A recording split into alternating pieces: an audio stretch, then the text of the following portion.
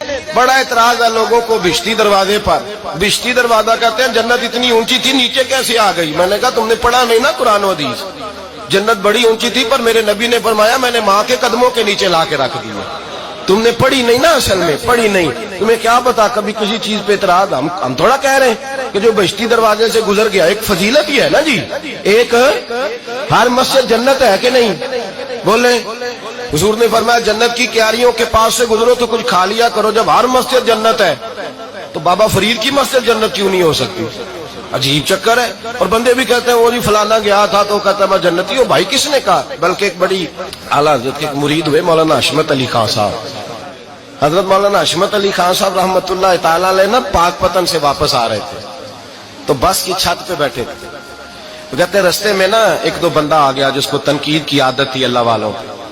مجھے کہنے لگا مولوی کہاں سے آ رہے ہو؟ میں نے کہا پاک پتن شریف سے. پاک پتن سے. کہنے لگا میرے کپڑے سونگنے لگا.